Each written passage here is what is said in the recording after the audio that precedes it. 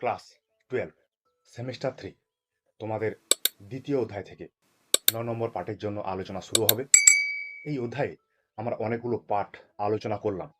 বিশেষজ্ঞ যে সংস্থাগুলো রয়েছে সেই সংস্থাগুলো আমরা একটি একটি পাঠে আলোচনা করেছি। আন্তর্জাতিক সংগঠন ও প্রতিষ্ঠান সমূহ যে অধ্যায়টি রয়েছে সেই অধ্যায়টির 9 নম্বর পাঠে আমরা আন্তর্জাতিক অর্থ ভাণ্ডার সম্পর্কে আলোচনা করব। এই আলোচনার মধ্য দিয়ে এই দ্বিতীয় অধ্যায়ের সমস্ত বিষয় আলোচনা সমাপ্ত হবে। তবে এই অধ্যায় থেকে তোমাদের এমসিকিউ নোট এবং আমরা যে নোটটি নিয়ে আলোচনা করছি দ্বিতীয় অধ্যায়ের সেই নোটটি তোমাদের পরের পাঠে দিয়ে দেওয়া হবে। তোমরা সেই আলোচনার ডেসক্রিপশানে এমসিকিউ এবং এই নোটটির পিডিএফ পেয়ে যাবে। নোটটিতে পাসওয়ার্ড দেওয়া আছে, সেই পাসওয়ার্ডগুলো এই দ্বিতীয় অধ্যায়ের ভিডিওতে আলোচনাতে দেওয়া আছে, সেখান থেকে তোমরা সংগ্রহ করবে এবং নোটগুলি ওপেন করবে। ঠিক আছে, চলো আমরা দেখি আজকে আমাদের আলোচনার বিষয়, যেটা বললাম আন্তর্জাতিক অর্থভাণ্ডার বা আইএমএফ, বা যেটাকে আমরা বলি ইন্টারন্যাশনাল মনিটারি ফান্ড। দেখো, দ্বিতীয় বিশ্বযুদ্ধ আমরা কিন্তু সবাই জানি কত সালে শেষ হয়েছিল, কত সালে শুরু হয়েছিল। সেই দ্বিতীয় বিশ্বযুদ্ধ শেষ হওয়ার পরে আন্তর্জাতিক ক্ষেত্রে দুটি রাষ্ট্র, সোভিয়েত ইউনিয়ন এবং মার্কিন যুক্তরাষ্ট্র, এই দুটি রাষ্ট্রের মধ্যে মতাদর্শগত বিরোধের শুরু হয়। সেই মতাদর্শগত বিরোধ থেকে দ্বিমেরুকরণের সৃষ্টি হয়েছিল।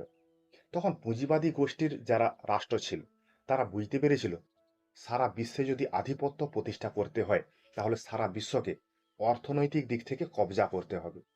সেই জন্যই পুঁজিবাদী দুনিয়া সারা বিশ্বটাকে নিজেদের হাতের মুঠোয় নেওয়ার জন্য একটা আন্তর্জাতিক প্রতিষ্ঠান তৈরি করেছিল। সেই প্রতিষ্ঠানটির নাম আন্তর্জাতিক অর্থ ভাণ্ডার। তাহলে আমরা বলতে পারি এই আন্তর্জাতিক অর্থ ভাণ্ডার কেবলমাত্র পুঁজিবাদী দুনিয়ার বা পুঁজিবাদী রাষ্ট্রগুলির মস্তিষ্ক প্রসূত।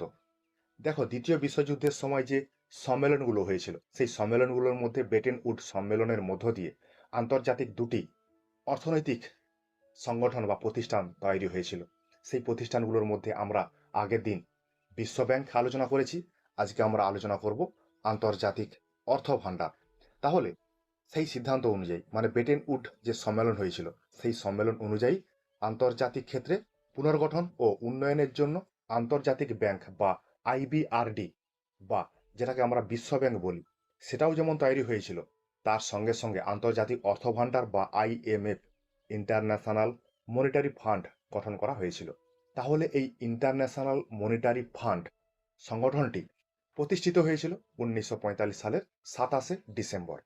এই সংগঠনটির সদস্য রাষ্ট্রের সংখ্যা 191, যেটা আমরা জানি বা বলেছি অনেকবার। এই প্রতিষ্ঠানটির সদর দপ্তর মার্কিন যুক্তরাষ্ট্রের ওয়াশিংটনে অবস্থিত। তাহলে তোমরা বুঝতে পারলে এই সংগঠনটির সদস্য রাষ্ট্রের সংখ্যা কয়টি। এরপর আমরা চলে আসি এই যে আন্তর্জাতিক অর্থ ভাণ্ডার যে প্রতিষ্ঠানটি বা সংগঠনটি, তার সাংগঠনিক কাঠামো।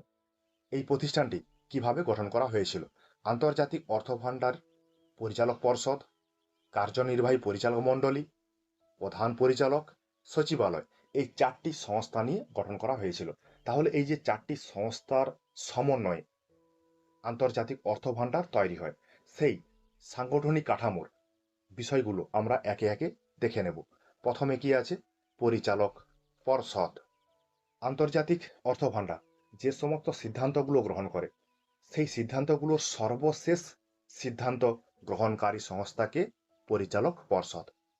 এই যে পরিচালক পর্ষদ গঠন করা হয়ে থাকে, প্রতিটি সদস্য রাষ্ট্র থেকে একজন অর্থমন্ত্রী বা কেন্দ্রীয় ব্যাংকের গভর্নরকে নিয়ে এই পরিচালক পর্ষদ গঠন করা হয়ে থাকে।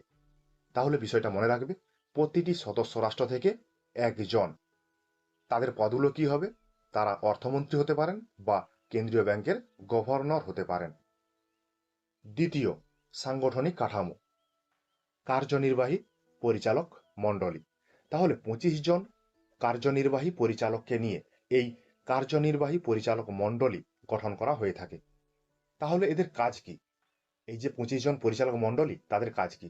তাদের কাজটা হচ্ছে এটাই, আন্তর্জাতিক অর্থ ভাণ্ডারের দৈনন্দিন বা প্রত্যেক দিনের যে সমস্ত কাজগুলো রয়েছে সেই কাজগুলোকে পরিচালনা করা এই কার্যনির্বাহী পরিচালক মণ্ডলীর কাজ, গুরুত্বপূর্ণ কাজ। 3 নম্বর, প্রধান পরিচালক।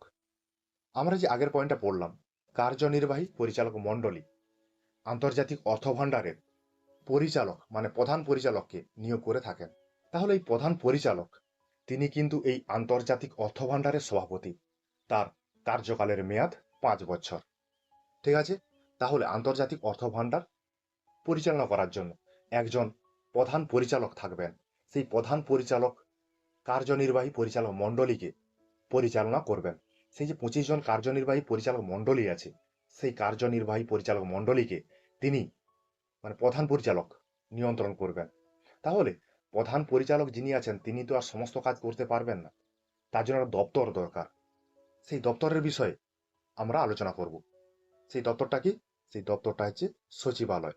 তাহলে আন্তর্জাতিক অর্থভাণ্ডারের কাজগুলো যাতে সুষ্ঠুভাবে সম্পন্ন করা যায়, সেই জন্যই একটা সচিবালয় রয়েছে।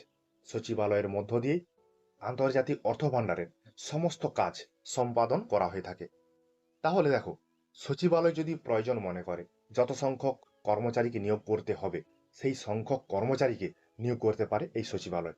তাহলে সচিবালয়ের মাথায় বসে আছে প্রধান পরিচালক, এবং যে কার্যনির্বাহী পরিচালক মণ্ডলী আছে, সেই কার্যনির্বাহী পরিচালক মণ্ডলী সমস্ত বিষয়টাকে দেখাশোনা করে, কিন্তু তার মাথাতে বসে আছে কে? প্রধান পরিচালক। এবং প্রধান পরিচালক যিনি আছেন তিনি তার আন্ডারে সচিবালয় রয়েছে, সেই সচিবালয়কে নিয়ে তিনি সমস্ত কাজ করে থাকেন আন্তর্জাতিক অর্থভাণ্ডারের। পরে রয়েছে আন্তর্জাতিক অর্থভাণ্ডারের উদ্দেশ্য। আমরা তো আন্তর্জাতিক অর্থভাণ্ডারের উদ্দেশ্য প্রথমে কিছুটা জানলাম। পুঁজিবাদী রাষ্ট্রগুলো নিজেদের উদ্দেশ্য সাধন করার জন্যই এই আন্তর্জাতিক অর্থভাণ্ডার তৈরি করেছিল। তাহলে দেখে নিই তাদের উদ্দেশ্য আরো অন্য কিছু ছিল কিনা। প্রথম উদ্দেশ্য, অর্থ সাহায্য করা। আন্তর্জাতিক অর্থভাণ্ডারের মূল উদ্দেশ্য ছিল সদস্য রাষ্ট্রগুলোকে অর্থ প্রদান করা। সেই অর্থ প্রদানের মধ্য দিয়ে যাতে আন্তর্জাতিক ক্ষেত্রে অর্থনৈতিক স্থিতিশীলতা বা স্টেবিলিটি তৈরি করা যায়, সে বিষয়ে তারা লক্ষ্য রাখত। কারা? আন্তর্জাতিক অর্থভাণ্ডার। তাহলে যদি আন্তর্জাতিক ক্ষেত্রে স্টেবিলিটি বা স্থিতিশীলতা রক্ষা করা যায়, তাহলে আন্তর্জাতিক ক্ষেত্রে অর্থনৈতিক যে সংকটটা আছে, সেই সংকটটা প্রতিরোধ করা সম্ভব হবে। তাহলে আন্তর্জাতিক অর্থভাণ্ডারের মূল উদ্দেশ্য কি? অর্থনৈতিক স্টেবিলিটি তৈরি করা, যাতে অর্থনৈতিক সংকট না আসে। দুয়ে, বিশ্বব্যাপী বাণিজ্যের প্রসার। আন্তর্জাতিক অর্থভাণ্ডারের আরেকটা গুরুত্বপূর্ণ উদ্দেশ্য ছিল বিশ্বব্যাপী বাণিজ্যের প্রসার ঘটাতে হবে। সেই বাণিজ্যের প্রসার ঘটানোর জন্য একটা পরিবেশ গড়ে তুলতে হবে। সকল রাষ্ট্রগুলোর মধ্যে সেই ব্যবসা বাণিজ্য করার সুযোগ সুবিধা তৈরি করে দিতে হবে। সেই সুযোগ সুবিধা তৈরি, উন্নত পরিবেশের ব্যবস্থা করেছিল আন্তর্জাতিক অর্থভাণ্ডার। 3 নম্বরে, দারিদ্র্য দূরীকরণ। আন্তর্জাতিক অর্থভাণ্ডারের আরেকটা উল্লেখযোগ্য দিক ছিল যে সমস্ত দরিদ্র দেশগুলো ছিল, সেই সমস্ত দরিদ্র দেশগুলোকে আর্থিক সহায়তা প্রদান করা বা আর্থিক সাহায্য করা। তারা আর্থিক সাহায্য করত কিভাবে? আর্থিক সাহায্য করত, ওই যে উন্নয়নশীল দেশগুলো আছে বা অনুন্নত দেশগুলো আছে, সেই অনুন্নত দেশের যদি কোনো প্রকল্প বা প্রজেক্ট তৈরি করে, সেই প্রকল্প বা প্রজেক্টে আন্তর্জাতিক অর্থভাণ্ডার অর্থ সাহায্য করে থাকে। সেই প্রজেক্ট বা প্রকল্পগুলো সবসময় হবে জনকল্যাণমুখী। যদি জনকল্যাণমুখী কোনো প্রজেক্ট উন্নয়নশীল দেশ বা অনুন্নত দেশ তৈরি করে, সেক্ষেত্রে আন্তর্জাতিক অর্থভাণ্ডার অর্থ সাহায্য করে থাকে। এইভাবে আন্তর্জাতিক অর্থভাণ্ডার দরিদ্র দেশগুলির দারিদ্রতা দূর করছে। 4, ঋণ পরিশোধের সাহায্য। সদস্য রাষ্ট্রগুলি ঋণ পরিশোধ করতে অনেক সময় ব্যর্থ হয়। মানে ঋণ গ্রহণ করেছে, কিন্তু ঋণ যখন দেওয়ার সময় এসেছে তখন তারা সমস্যার সম্মুখীন হচ্ছে। এক্ষেত্রে আন্তর্জাতিক অর্থভাণ্ডার বিশেষ সাহায্য করে থাকে ঋণ পরিশোধের ক্ষেত্রে। যদি কোনো রাষ্ট্র, দরিদ্র রাষ্ট্র, ঋণ পরিশোধ করতে পারছে না অন্য কোনো রাষ্ট্রের, তখন আন্তর্জাতিক অর্থভাণ্ডার সেই রাষ্ট্রকে আর্থিক সাহায্য করে থাকে, যাতে সেই রাষ্ট্রটা অন্য রাষ্ট্রের ঋণটা পরিশোধ করতে পারে। দেখো, একটা বিষয়, ছোট্ট বিষয়, আমি কোনো ব্যক্তির ঋণ পরিশোধ করতে পারছি না, তখন তৃতীয় কোনো ব্যক্তি আমাকে ঋণ পরিশোধ করার জন্য অর্থ আমাকে দিচ্ছে, সহায়তা করছে। তার মানে কি? আমি ওর কাছে আবার ঋণী হয়ে গেলাম। সে আমাকে যে কোনোভাবে ব্যবহার করতে পারে। এটাই হচ্ছে আন্তর্জাতিক অর্থভাণ্ডারের উদ্দেশ্য, মূল উদ্দেশ্য। এর পিছনে কে আছে? এর পেছনে আছে পুঁজিবাদী রাষ্ট্রগুলো। পুঁজিবাদী রাষ্ট্রগুলো আন্তর্জাতিক অর্থভাণ্ডারের আড়ালে থেকে উন্নয়নশীল দেশগুলোকে বা দারিদ্র দেশগুলোকে শোষণ করছে। এটা আছে, পরে বলবো, আমরা আলোচনা করব আমরা। পরের পয়েন্ট, কারিগরি প্রশিক্ষণ প্রদান। এই সংস্থাটি সদস্য রাষ্ট্রগুলোকে কারিগরি প্রশিক্ষণ দেয় বা টেকনিক্যাল প্রশিক্ষণ দেয়। এই টেকনিক্যাল প্রশিক্ষণ দেওয়ার মাধ্যমে দারিদ্র বা উন্নয়নশীল যে দেশগুলো আছে সেই রাষ্ট্রগুলোতে কর্মসংস্থানের ব্যবস্থা করছে।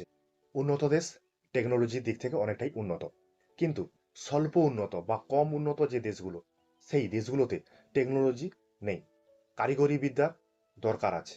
সেই কারিগরি বিদ্যা যখন একটা রাষ্ট্র গ্রহণ করে তখন সেই রাষ্ট্রে অনেক কর্মসংস্থান হয়, সেই দেশে বিদেশ থেকে শিল্প আসে, তাহলে একটা রাষ্ট্র আস্তে আস্তে করে উন্নতির মুখ দেখতে শুরু করে, বিশেষ করে অনুন্নত রাষ্ট্রগুলো। তারপরে রয়েছে আন্তর্জাতিক অর্থ ভাণ্ডারের কার্যাবলী। ১ নম্বরে আছে বিশ্ব অর্থনীতির উপর নজরদারি। আন্তর্জাতিক অর্থ ভাণ্ডারের প্রথম এবং প্রধান কাজ হচ্ছে আন্তর্জাতিক ক্ষেত্রে অর্থনীতির উপর নজরদারি করা। এই সংস্থাটি সারা বিশ্বের অর্থনৈতিক পরিস্থিতি কি হবে সে নিয়ে আলোচনা করে। সেই আলোচনার পরিপ্রেক্ষিতে তারা ডাটা অ্যানালাইসিস করে। অ্যানালাইসিস করার পরে তারা বুঝতে পারে যে কোনো রাষ্ট্রের আর্থিক সংকট কী কারণে হয়েছে এবং সেই রাষ্ট্রটা কিভাবে ওই আর্থিক সংকট থেকে সমাধানের পথে আসতে পারে, সেই বিষয়গুলি আন্তর্জাতিক অর্থ ভাণ্ডার করে থাকে। নেক্সট পয়েন্ট, ২ নম্বর, আর্থিক সহায়তা প্রদান। আন্তর্জাতিক অর্থ ভাণ্ডার ঋণ প্রদানের মাধ্যমে তার যে সদস্য রাষ্ট্রগুলো আছে সেই সদস্য রাষ্ট্রগুলো যাতে অর্থনৈতিক দিক থেকে সংকটের সম্মুখীন না হয় সেই জন্য অর্থনৈতিক স্টেবিলিটি তৈরি করতে সাহায্য করে। এমনকি নিম্ন আয়ের যে দেশগুলো রয়েছে সেই নিম্ন আয়ের দেশগুলোকে নিয়ে বা সেই দেশগুলোকে সাহায্য করার জন্য poverty reduction and growth trust বা পিআরজিটি নামে একটা বিশেষ ঋণ দান ব্যবস্থা করেছে। তাহলে দেখো, এই সংস্থাটার মধ্য দিয়ে স্বল্প উন্নত যে রাষ্ট্রগুলো আছে তাদেরকে আন্তর্জাতিক অর্থ ভাণ্ডার সাহায্য করছে। কেন? তারা দরিদ্র দেশ, তারা স্বল্প উন্নত দেশ। এইভাবে তারা নির্ধারণ করছে, মাপকাঠি তৈরি করছে যে কোন কোন দেশটা একেবারে গরিব, তাদের উপরেই আন্তর্জাতিক অর্থ ভাণ্ডার থাবা বসাবে। ঠিক আছে? এইভাবে আন্তর্জাতিক অর্থ ভাণ্ডার বিশ্বকে, বিশ্বের দারিদ্র রাষ্ট্রগুলোকে আর্থিক সহায়তা প্রদান করে থাকে। ৩ নম্বরে, পরামর্শ প্রদান করা। আন্তর্জাতিক অর্থ ভাণ্ডার অর্থনৈতিক বিষয়গুলোকে নিয়ে তারা বিচার বিশ্লেষণ করে। একটি রাষ্ট্র অর্থনৈতিক দিক থেকে কিভাবে উন্নতি লাভ করবে সে বিষয়েও তারা নীতি নির্ধারণ করে। আবার কোনো রাষ্ট্র যদি পরামর্শ চায় অর্থনৈতিক দিক থেকে তারা কিভাবে উন্নতি লাভ করতে পারবে, কিভাবে তাদের দেশে কর্মসংস্থান হবে, কিভাবে বিদেশি বিনিয়োগ হবে, এই সমস্ত যদি পরামর্শ চায় কোনো রাষ্ট্র, সেই রাষ্ট্রকে আন্তর্জাতিক অর্থ ভাণ্ডার বিশেষ পরামর্শ প্রদান করে থাকে। এইভাবে পরামর্শ দিয়ে আন্তর্জাতিক অর্থ ভাণ্ডার উন্নয়নশীল দেশগুলোকে আরও উন্নতির দিকে নিয়ে যাচ্ছে। এটা একটা ভালো দিক। ৪, বাণিজ্যে সহায়তা করা। আন্তর্জাতিক বাণিজ্যের ক্ষেত্রে সদস্য রাষ্ট্রগুলি যাতে আমদানি রপ্তানি সহজ সরলভাবে করতে পারে, তাদের মধ্যে কোনো রকম কোনো যাতে সমস্যা না দেখা দেয়, সেই জন্য আন্তর্জাতিক অর্থ ভাণ্ডার গুরুত্বপূর্ণ কাজ করে থাকে। আন্তর্জাতিক বাণিজ্যের ক্ষেত্রে উন্নত দেশগুলোর একচেটিয়া আধিপত্য রয়েছে, সেখানে অনুন্নত দেশ বা উন্নয়নশীল দেশগুলো কোনোভাবেই তাদের সঙ্গে প্রতিযোগিতাতে টেক্কা দিতে পারছে না। সেইটা যাতে না হয় সেই জন্য আন্তর্জাতিক অর্থ ভাণ্ডার উন্নয়নশীল দেশগুলোকে এবং স্বল্পোন্নত দেশগুলোকে সাহায্য করে চলছে ব্যবসা বাণিজ্যের দিক থেকে। এটাও একটা আন্তর্জাতিক ক্ষেত্রে গুরুত্বপূর্ণ দিক। তবে দেখো একটা বিষয়, বর্তমানে ইরান ইসরায়েল আমেরিকার মধ্যে যে যুদ্ধ, সেইখানে তেল আমদানি করতে গিয়ে অনেক রাষ্ট্র সমস্যার সম্মুখীন হচ্ছে, সেখানে আন্তর্জাতিক অর্থ ভাণ্ডার গুরুত্বপূর্ণ পদক্ষেপ গ্রহণ করতে পারছে না। এগুলো সমালোচনাতে আছে, সেই বিষয়গুলোতে আমরা আসব পরে। ৫ নম্বরে, প্রযুক্তিগত সহায়তা প্রদান। আন্তর্জাতিক ক্ষেত্রে অর্থনৈতিক দিক যদি বিপর্যস্ত হয়ে পড়ে তখন আন্তর্জাতিক অর্থ ভাণ্ডার জরুরি তহবিল গঠন করে। সেই জরুরি তহবিল গঠন করার মধ্য দিয়ে দরিদ্র রাষ্ট্রগুলোকে আর্থিক সহায়তা প্রদান করে থাকে, এমনকি প্রযুক্তিগত সহায়তা প্রদান করে থাকে। যেমন দেখো, ১৯৯৭ খ্রিস্টাব্দে যখন অর্থনৈতিক সংকট দেখা দেয়, তীব্র সংকট দেখা দেয়, তখন দক্ষিণ কোরিয়াকে আন্তর্জাতিক অর্থ ভাণ্ডার ব্যাপকভাবে সাহায্য করেছিল। এমনকি এই সংস্থা যদি কোনো রাষ্ট্র প্রাকৃতিক দুর্যোগের কবলে পড়ে, মহামারীর কবলে পড়ে, সেই সমস্ত রাষ্ট্রগুলোকে সহায়তা প্রদান করে থাকে। এইভাবে আন্তর্জাতিক অর্থভাণ্ডার তার কাজ করে থাকে। এরপরে আমরা আসি আন্তর্জাতিক অর্থভাণ্ডারের কিছু সমালোচনা। তাহলে আমরা দেখলাম আন্তর্জাতিক অর্থভাণ্ডার গুরুত্বপূর্ণ ভূমিকা পালন করছে, তার কার্যাবলীগুলো দেখলাম, তার উদ্দেশ্যগুলো দেখলাম। আন্তর্জাতিক অর্থভাণ্ডার অনেক ভালো ভালো কাজ করছে। তবু আন্তর্জাতিক ক্ষেত্রে যে সমস্ত সমালোচকগণ রয়েছেন, তারা আন্তর্জাতিক অর্থভাণ্ডারকে সমালোচনা করতে ছাড়েননি। প্রথমে রয়েছে পুঁজিবাদী দেশগুলির স্বার্থ রক্ষা। তাহলে উন্নয়নশীল দেশগুলোকে ঋণ প্রদান করার সময় আন্তর্জাতিক অর্থভাণ্ডার কতগুলি শর্ত আরোপ করে। মূলত সেই শর্তগুলি পুঁজিবাদী রাষ্ট্রগুলো আন্তর্জাতিক অর্থভাণ্ডারকে শিখিয়ে দেয়। এর ফলে কি হচ্ছে? এর ফলে বকলমে আন্তর্জাতিক অর্থভাণ্ডারের পিছনে থেকে পুঁজিবাদী রাষ্ট্রগুলো উন্নয়নশীল দারিদ্র রাষ্ট্রগুলোকে শোষণ করছে। মানে দারিদ্র রাষ্ট্রগুলো আরো দারিদ্র হয়ে পড়ছে। দুয়ে দাগে ঋণ গ্রহীতার আবেদন অস্বীকার। উন্নয়নশীল যে দেশগুলো রয়েছে, তারা যখন আন্তর্জাতিক অর্থভাণ্ডারের কাছে আবেদন করে তারা ঋণ গ্রহণ করবে, তার মানে এই নয় সবাই আবেদন করেছে সবাই ঋণ পাবে। কোন দেশকে ঋণ দেওয়া হবে, কোন দেশকে ঋণ দেওয়া হবে না, সে বিষয়টা নির্ধারণ করে আন্তর্জাতিক অর্থভাণ্ডারের যে পরিচালক মণ্ডলী রয়েছে। আমরা সেই সাংগঠনিক কাঠামোতে আলোচনা করে এসেছিলাম। সেইখানে যে পরিচালক মণ্ডলী আছে, তারাই নির্ধারণ করে দেবে কোন দেশকে ঋণ দেওয়া হবে, কোন দেশকে ঋণ দেওয়া হবে না। এমনকি ঋণ গ্রহীতা যারা রয়েছেন, তারা যতটা অঙ্কের ঋণের প্রয়োজন, সে ততটা অঙ্কের ঋণ পাবেন কিনা তারও কোনো নিশ্চয়তা নেই। এইভাবে আন্তর্জাতিক অর্থভাণ্ডার ঋণ গ্রহীতাদের আবেদনকে অস্বীকার করে, কোনো সময় ঋণ দেয় না, বা কোনো সময় ঋণ দিলে তার উপর শর্ত আরোপ করে। ৩ নম্বরে রয়েছে ঋণ গ্রহণের শর্ত। ঋণ গ্রহীতারা যখন ঋণ গ্রহণ করার জন্য আবেদন করে, তারা কোন খাতে কত টাকা খরচা করবে সে বিষয়টি আন্তর্জাতিক অর্থভাণ্ডারকে দেখাতে হয়। বা এমনও হতে পারে আন্তর্জাতিক অর্থভাণ্ডার ঋণ গ্রহীতাকে বলে দেয় যে আপনি যে টাকাটা পাচ্ছেন, ঋণটা পাচ্ছেন, এটা এই এই খাতে খরচ করতে হবে। তাহলে দেখো একটা বিষয়, আমি ঋণ নিচ্ছি, আমি কোন খাতে সেই ঋণ ব্যবহার করব, সেই টাকা ব্যবহার করব, সেটা কি অন্য কেউ বলে দেবে? এইভাবে আন্তর্জাতিক অর্থভাণ্ডার ঋণ গ্রহণের কিছু শর্ত চাপিয়ে দিচ্ছে। এর ফলে ঋণ গ্রহণকারী রাষ্ট্রগুলো অনেকটাই চাপের মধ্যে রয়েছে, তারা আর ঋণ গ্রহণ করতে চাইছে না। 4 পয়েন্ট, ঋণ পরিশোধে ব্যর্থ। আন্তর্জাতিক অর্থভাণ্ডার স্বল্পোন্নত যে রাষ্ট্রগুলোকে ঋণ প্রদানের লোভ দেখায়, ঋণ প্রদানের লোভ দেখিয়ে তাদেরকে ঋণের জালে জড়িয়ে ফেলে। অনেক সময় দেখা যায় ঋণের পরিমাণ এতটাই, তাদের সুদ দিতে দিতে ওই রাষ্ট্রটি পরবর্তীকালে ঋণ পরিশোধ করতে ব্যর্থ হয়। যখন ঋণ পরিশোধ করতে ব্যর্থ হবে ওই রাষ্ট্র, তখন আমেরিকা যুক্তরাষ্ট্রের মতো কিছু রাষ্ট্র তারা স্বল্পোন্নত রাষ্ট্রে সামরিক ঘাঁটি তৈরি করবে, শর্ত আরোপ করবে, এইভাবে রাষ্ট্রটিকে নিজের মুষ্টিগত করে নেবে। 5 নম্বর, দেশের সার্বভৌমত্ব ক্ষুণ্ণ। আন্তর্জাতিক অর্থভাণ্ডারের কার্যকলাপ এমন, সেটা আস্তে আস্তে দিনে দিনে অর্থনৈতিক সাম্রাজ্যবাদে পরিণত হচ্ছে। এদিক থেকে দরিদ্র রাষ্ট্রগুলো আরো দরিদ্র হয়ে যাচ্ছে। পুঁজিবাদী রাষ্ট্রগুলো দরিদ্র দেশগুলোকে পরনির্ভরশীল করে তুলছে। যদি একটা রাষ্ট্র, যেটা আগের পয়েন্টে বললাম, যদি একটা রাষ্ট্র অন্য কোনো রাষ্ট্রের পরনির্ভরশীলতায় চলে আসে, তাহলে সেই রাষ্ট্রের আভ্যন্তরীণ বিষয়ে পুঁজিবাদী রাষ্ট্রগুলো, শক্তিশালী রাষ্ট্রগুলো, উন্নত রাষ্ট্রগুলো তাহলে ওই রাষ্ট্রের আভ্যন্তরীণ বিষয়ে নাক গলাবে। স্বল্পোন্নত উন্নয়নশীল দেশগুলোতে কি হচ্ছে না হচ্ছে সেই বিষয়ে উন্নত দেশগুলি নাক গলাতে শুরু করবে। এইভাবে ওই দরিদ্র দেশগুলোর, উন্নয়নশীল দেশগুলোর নিজস্ব যে একটা ক্ষমতা রয়েছে, সার্বভৌমত্ব ক্ষমতা, সেই ক্ষমতাটি আস্তে আস্তে ওই পুঁজিবাদী বা উন্নত রাষ্ট্রগুলোর হাতে চলে যায়। ওই উন্নত রাষ্ট্রগুলো বা পুঁজিবাদী রাষ্ট্রগুলো হাতের পুতুল করে নাচাতে থাকে, দরিদ্র রাষ্ট্রগুলো সেইভাবেই নাচতে থাকে। এটা পুঁজিবাদী রাষ্ট্রের একটি কৌশল, যে কিভাবে বিশ্বে পুঁজিবাদের প্রসার ঘটাতে হবে। ঠিক আছে, এইভাবে আমরা আন্তর্জাতিক অর্থভাণ্ডার বা আইএমএফ বিষয়টি আলোচনা করলাম, বা বিশেষজ্ঞ সংস্থাটি নিয়ে আলোচনা করলাম। এরপর রয়েছে উপরিউক্ত আলোচনার পরিপ্রেক্ষিতে আমরা দেখতে পেলাম যে অনেক সমালোচনা রয়েছে, অনেক ব্যর্থতা রয়েছে, অনেক প্রতিবন্ধকতা রয়েছে আন্তর্জাতিক অর্থভাণ্ডারের। তবু আন্তর্জাতিক অর্থভাণ্ডার গুরুত্বপূর্ণ ভূমিকা পালন করেছে বিশ্বের দারিদ্র দেশগুলোর ক্ষেত্রে।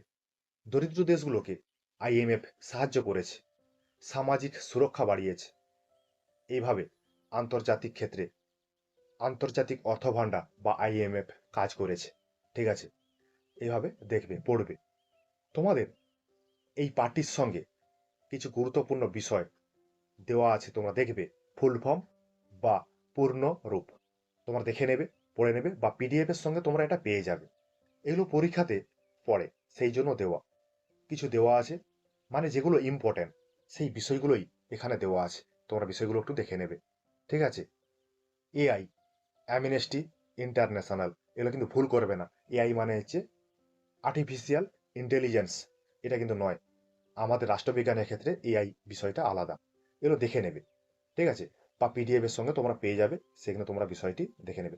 এইভাবে আমরা আন্তর্জাতিক সংগঠন ও প্রতিষ্ঠান সমূহ যে দ্বিতীয় অধ্যায় রয়েছে, সেই দ্বিতীয় অধ্যায়ের আলোচনা শেষ করলাম। পরের দিন তোমরা এই অধ্যায় থেকে পিডিএফ এবং এমসিকিউ নোট পেয়ে যাবে। ঠিক আছে? দেখবে, পড়বে, বন্ধু বান্ধবদের সঙ্গে আলোচনাগুলো শেয়ার করবে। যারা এখনো পর্যন্ত এই চ্যানেলে যোগ দাওনি তারা অবশ্যই যোগ দিয়ে দেবে। ঠিক আছে? তোমাদের জন্য আমার এই কিঞ্চিত প্রয়াস।